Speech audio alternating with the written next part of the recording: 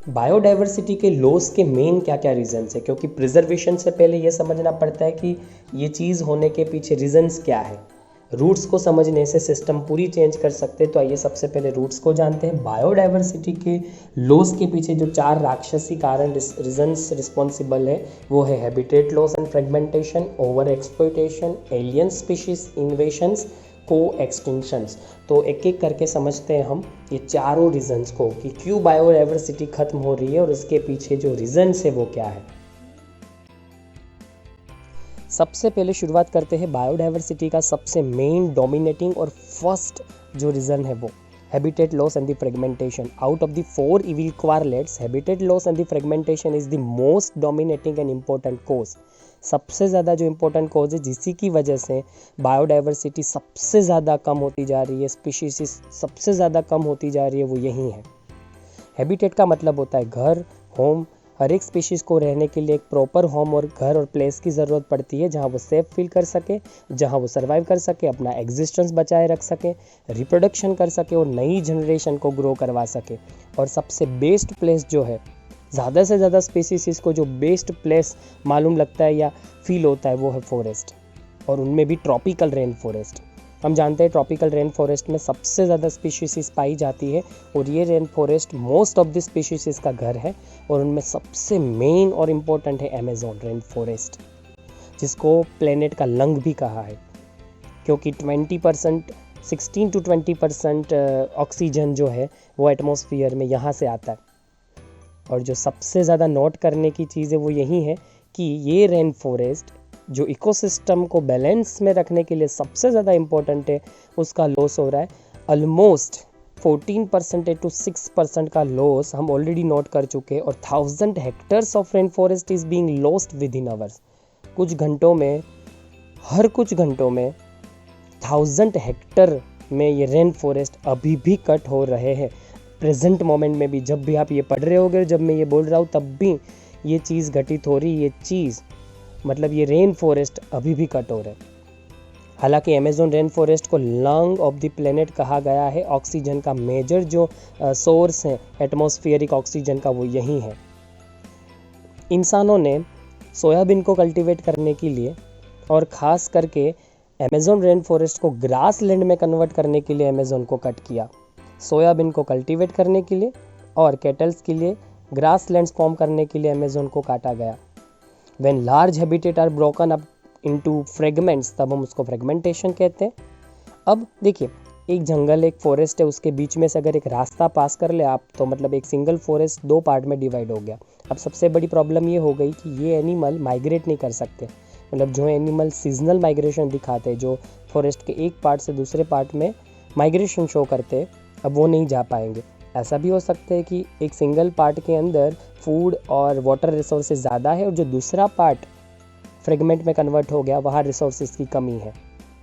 तो जहाँ रिसोर्सेज कम होंगे, वो फ्रेगमेंट में रहने वाली स्पीशीज़ ऑलवेज हार्म होगी, उसको डैमेज होगा और सबसे बड़ा खतरा उनके एग्जिस्टेंस के ऊपर आ जाएगा।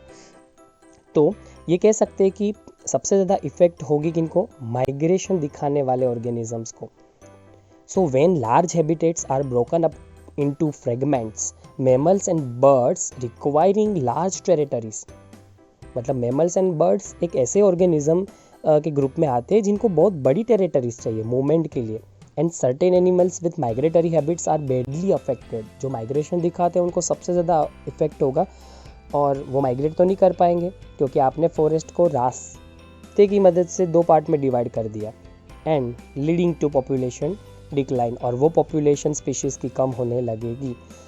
एक होती है नीड और नेसेसिटी, सर्वाइवल और एग्जिस्टेंस के लिए, और एक होती है ग्रीड और सेल्फिशनेस और सेल्फ सेंटरनेस। तो हैबिटेट लॉस और फ्रेगमेंटेशन के पीछे रिस्पॉन्सिबल है ह्यूमन की सेल्फ सेंटरनेस, ग्रीड एंड सेल्फिशनेस। ये इमेज है द ग्रेट अमेज़न की। आपको जो इमेज में दिखा रखा है वो है the greatest rain forest, tropical rain forest Amazon.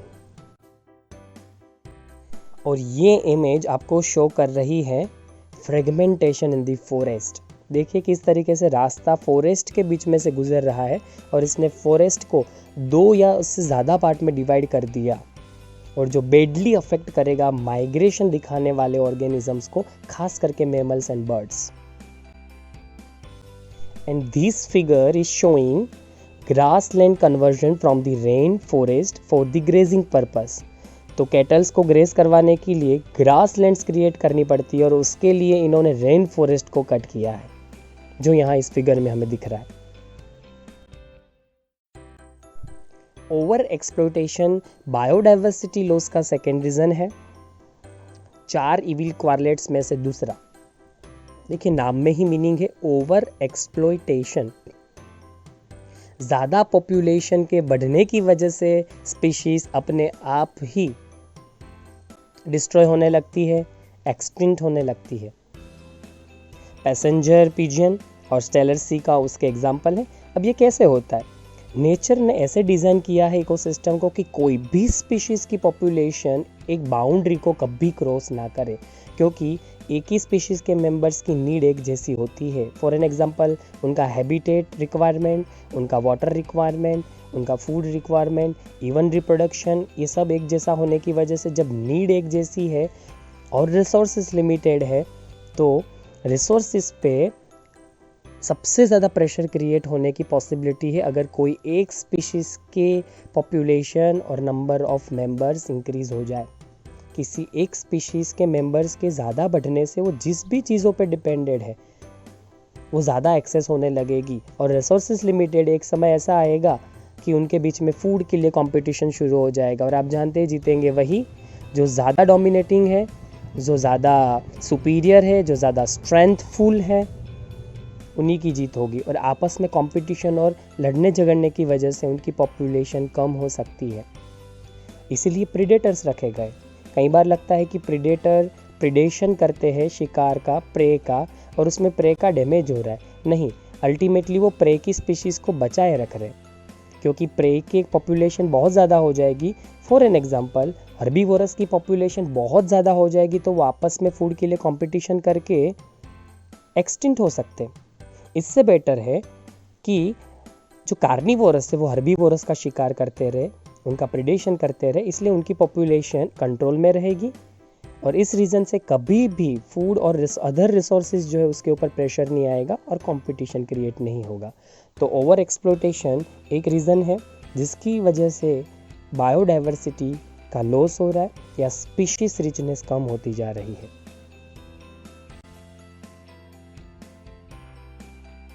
This figure is showing Steller sea cow. ये स्पीशीज आज एक्सटिंक्ट है, एक्सटिंक्ट हो चुकी है, आज नहीं देखने को मिलती। और ये फिगर आपको शो कर रही है पैसेंजर पिजन, जो भी ओवर एक्सप्लॉयटेशन की वजह से एक्सटिंक्ट हो चुका है। बायोडाइवर्सिटी लॉस का तीसरा रीज़न है alien species invasion. Alien species invasion का मतलब बिल्कुल ये नहीं है कि कोई एलियन स्पीशीज जुपिटर, मार्स, दूसरे प्लेनेट या फिर किसी और यूनिवर्स से आकर यहाँ पर अर्थ पे हमला कर रही है। एलियन स्पीशीज़ का मतलब होता है जो हमारी कंट्री का नहीं है। हमारी कंट्री की जो नेटिव स्पीशीज़ है उसको इंडिजिनस कहेंगे और कोई हमारी कंट्री के बाहर की स्पीशीज़ है उसको हम एलियन स्पीशीज़ कहेंगे। Alien species always indigenous species के एक्सटिंक्शन और पॉपुलेशन डिक्लिनेशन का रीज़न बनती है। मान लो कोई यूएसए की स्पीशीज़ है, उसको अगर इंडिया में इंट्रोड्यूस करवा रहे हैं तो वो स्पीशीज़ को हम एलियन स्पीशीज़ कहेंगे, वो इंडिया के लिए एलियन स्पीशीज़ जानी जाएगी। उसका एक एग्जांपल है नाइल पर्च। लेक विक्टोरिया जो ईस्ट अफ्रीका में है, वहाँ पर सालों से सिक्लिड फिश पाई जाती थी जिसकी 200 स्पीशीज़ का एक्सटिंक्शन हो गया जब लेक विक्टोरिया में हमने नाइल पर्च नाम की एक एलियन स्पीशीज़ को इंट्रोड्यूस किया। मतलब सालों से रहने वाली सिक्लिड फिश नाइल पर्च के आने की वजह से एक्सटिंक्ट हो गई और उसकी 200 स्पीशीज़ एक्सटिंक्ट हो गई। बायोलॉजी का साफ रीज़न है कि कोई भी स्पीशीज़ जो डोमिनेटिंग है वो रिसेसिव स्पीशीज़ को एक्सटिंक्ट कर देती है, वो उसके लॉस का, उसके एक्सटिंक्शन का रीज़न बनती है। अब बात करते हैं वीड की। ये ऐसे प्लांट है जो हमारे क्रॉप के साथ ग्रो हो जाते हैं, जिसको हम नहीं चाहते कि वो हमारे क्रॉप के साथ ग्रो हो, उसके न्यूट्रिएंट्स ले लेते हैं और इनका रिप्रोडक्शन भी बहुत फास्ट होता है। और उसमें सबसे पहला है कैरेट ग्रास। इसको पार्थेनियम के नाम से भी जाने जाते हैं और कहते हैं कि इंडिया में जब शुरुआत में वीट को इंपोर्ट किया जाता था तब उस वीट के साथ कैरेट ग्रास के सीड आ गए और हमने जब उस वीट को फार्मिंग के लिए यूज़ किया तो उसी के साथ ये कैरेट ग्रास ग्रो हो गया और आज पूरे भारत में फैला है। कैरेट ग्रास जो विलेज से बिलोंग करते हैं उन्होंने डेफिनेटली देखा होगा और नहीं देखा तो गूगल में देखिए, मैंने यहाँ पर भी एक फ़ोटो रखा है कैरेट ग्रास का। इसके स्टार कलर वाइट कलर के स्टार शेप के फ्लावर आते। सेकेंड है लांटाना। लांटाना जो है उसके फ्लावर बहुत ब्यूटीफुल होते हैं, खास करके उसकी स्मेल बहुत इंटेंस होती है। ये भी इंडिया में वीड की तरह फैल गया है और जो भी विलेजेस से बिलोंग करते हैं वो लांटाना को बिल्कुल देखा होगा। आप फिगर देखिए, आपको बिल्कुल समझ आ जाएगा कि इस लांटाना की बात कर रहे हैं। वाटर हाइसिंथ, ये भी देखा हुआ ही होगा क्योंकि कहते हैं कि ये एक्वेटिक प्लांट किसी भी एक्वेटिक इकोसिस्टम में एक बार एंटर हो जाता है फिर वहाँ उस स्पीड से फैलता है कि उसको निकाल पाना मुश्किल है। करीबन 4-5 करोड़ का खर्चा करके तापी में से वाटर हाइसिंथ आइकोर्निया को निकाला गया था। गुजरात के सूरत सिटी में तापी नाम की जो रिवर है वहाँ वाटर हाइसिंथ एक्सट्रीम लेवल पे फैल गई है। इसका रिप्रोडक्शन वेजिटेटिव प्रोपोगेशन के फॉर्म में होता है और इसका छोटा पार्ट भी अगर रिवर में रह जाता तो ये वापस फैल जाती है। कहा जाता है कि इसको कम्प्लीटली रिमूव कर पाना किसी भी इकोसिस्टम से लगभग नामुमकिन के बराबर है। कैरेट ग्रास, लांटाना, वाटर हाइसिंथ तीनों इसी कैटेगरी में आते हैं और इन्होंने हमारी नेटिव स्पीशीज़ को एक्सट्रीम लेवल का डैमेज किया है। अब बात करते हैं अफ्रीकन कैटफिश जिसका नाम है ग्लेरियस गैरीपिनस। तो अफ्रीका की जो रिवर्स थी वहाँ कैटफिश पाई जाती थी जो सालों से वहाँ रहने के लिए अडप्ट थी, पर हमने दूसरी कैटफिश वहाँ इंट्रोड्यूस करवाई जिसका नाम क्लेरियस गैरीपिनस था और ये इतनी डोमिनेटिंग थी कि उसने उस रिवर में सालों से पाई जाने वाली जो इंडिजिनस और नेटिव कैट फिशेस थी उस कैट फिशेस को एक्सटेंड कर दिया। उनके लिए अब खतरा साबित हो रहा है। उनके लिए ये जो कैटफिश ग्लेरियस गैरीपिनस है वो थ्रेट के समान साबित हुई और आज इंडिजिनस कैट फिशेस के सामने एक्सटिंक्शन का खतरा है। जो कैटफिश थी अफ्रीकन ग्लेरियस गैरीपिनस वो एक्वा कल्चर के लिए रिवर्स में डाली गई थी। इस तरीके से हम कह सकते हैं कि किसी बाहर की इकोसिस्टम की कोई भी स्पीशीज़ को अगर आप अपनी कंट्री अपनी इकोसिस्टम में इंट्रोड्यूस करवा रहे हैं तो डेफिनेटली ये चीज़ बहुत हार्मफुल हो सकती है। रिसर्च का विषय है कि इन चीज़ों को हमारी कंट्री में इंट्रोड्यूस करवाना चाहिए या नहीं, क्योंकि हो सकता है कि आपकी इंडिजिनस और नेटिव स्पीशीज़ जो सालों से आपके इकोसिस्टम में रह रही है उसको एक बहुत बड़ा खतरा हो। और आप जानते हैं कि स्पीशीज़ बनने में सालों लग जाते हैं, हज़ारों सालों लगते हैं तब जाके कोई स्पीशीज़ फॉर्म होती है, पर एक्सटिंक्शन में इतना टाइम नहीं लगता। क्रिएट करने में, कुछ भी फॉर्म करने में बहुत लंबा टाइम चला जाता है पर डिस्ट्रक्शन में उतना टाइम नहीं लगता। इसलिए इलीगल है आप कोई भी कंट्री का कोई भी प्लांट स्पीशीज़ किसी भी चीज़ को आप वहाँ से यहाँ लाए ट्रैवलिंग के वक्त अपने साथ। यही रीज़न है कि जब आप यूएस जाते हैं तो आप सीड नहीं ले जा सकते इंडिया से, और आप जब यूएस से इंडिया आते हैं तब वहाँ के जो सीड्स हैं वो लीगली आप इंडिया में नहीं ला सकते। वो सेम यही रीज़न है। हो सकता है कि वो स्पीशीज़ ज़्यादा डोमिनेटिंग निकले और हमारी इंडिजिनस स्पीशीज़ को एक्सटेंड कर दे।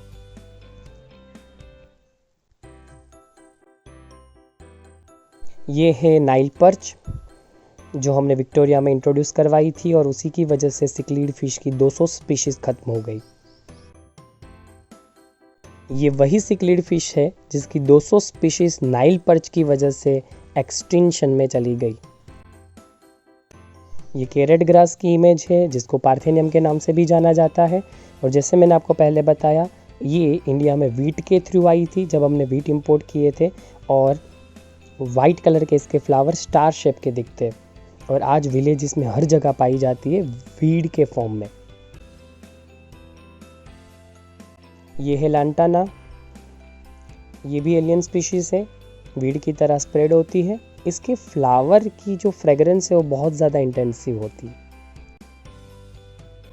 ये है वाटर हाइसिंथ आइकोर्निया। इसका रिप्रोडक्शन बहुत एक्सट्रीम होता है, खास करके वेजिटेटिव प्रोपोगेशन करती है। और जैसे मैंने बताया, किसी भी इकोसिस्टम में, एक्वेटिक इकोसिस्टम में घुसेगी, इसके बाद इसको वहाँ से कम्प्लीटली रिमूव कर पाना मुश्किल है, ऑलमोस्ट नामुमकिन के बराबर है, इम्पॉसिबल के बराबर है। ये वो अफ्रीकन कैटफिश है जिसको इलीगली हमने रिवर्स में डाला था और उसी की वजह से वहाँ की इंडिजिनस कैटफिश एक्सटिंक्ट हो गई। ये वो इंडिजिनस कैटफिशेस हैं जो नेचुरली पाई जाती थी रिवर्स में, नेटिव स्पीशीज थी, पर अफ्रीकन कैटफिश क्लेरियस गैरीपिनस के इलीगल इंट्रोडक्शन से आज इसको ख़त्म होने का खतरा है, एक्सटिंक्शन का खतरा है। और अब है last reason, fourth reason, evil quartets का सबसे लास्ट रीज़न बायोडाइवर्सिटी लॉस का, को एक्सटिंक्शन। को मतलब साथ साथ, एक्सटिंक्शन मतलब ख़त्म हो जाना, मतलब साथ साथ ख़त्म हो जाना, एक साथ में ख़त्म हो जाना। When a species become extinct, the plant and animal species associated with it also become extinct. देखिए, ये हम जानते हैं कि सब स्पीशीज आपस में कनेक्टेड है। जब कोई एक स्पीशीज़ मरती है या ख़त्म होती है तो वो अकेली ख़त्म नहीं होती, उसके साथ डिपेंडेड और भी स्पीशीज़ उसके साथ ख़त्म होती है। फॉर एन एग्जांपल आप देखिए कि अगर खाना ख़त्म हो गया तो उसके खाने वाले भी ख़त्म हो जाएंगे। ऐसा कोई प्लांट ख़त्म हो गया जिस पे ढेर सारी स्पीशीज़ फूड के लिए डिपेंडेड थी, तो उस प्लांट के ख़त्म होने से उस प्लांट को फूड की तरह यूज़ करने वाले और भी जो एनिमल है वो ख़त्म डेफिनेटली हो जाएंगे। यहाँ और एक एग्जांपल दिया है, extinction of the parasites when host is extinct. Parasite आपको पता है, पैरासाइट्स ऐसे ऑर्गेनिज्म होते हैं जो होस्ट के अंदर रहते हैं, जिसके अंदर, जिसकी बॉडी के अंदर वो रहते हैं, न्यूट्रिएंट लेते हैं, जो नरिशमेंट का मीडियम है। अगर वो ऑर्गेनिज्म ही खत्म हो जाएगा तो डेफिनेटली वो पैरासाइट्स भी नहीं रहेगा। फिर को evolve plant pollinator mutualism where extinction of one leads to extinction of other. Mutualism जिसमें दोनों स्पीशीज आपस में साथ साथ में एक दूसरे के फ़ायदे से चलती है, एक दूसरे के सपोर्ट में चलती है, जैसे प्लांट और पोलिनेटर्स। फॉर एन एग्जांपल आप एक चीज़ समझ सकते हैं कि अगर पोलिनेटर्स ख़त्म हो गए तो प्लांट भी ख़त्म हो जाएगा।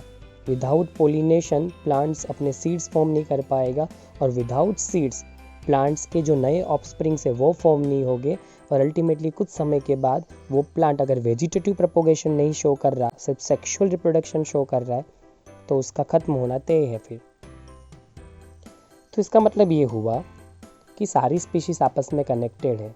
अगर कोई ऐसी स्पीशीज़ मर गई जिस पे बहुत सारी स्पीशीज़ फूड के लिए कनेक्टेड थी, तो डेफिनेटली उस पर डिपेंडेड सारी स्पीशीज़ भी उसके साथ मर जाएगी। इसलिए एक का मारना, एक को मारना या एक का मर जाना ढेर सारों को अपने साथ मार के ले जाता है, ढेर सारी स्पीशीज़ उसी के साथ मर जाती है।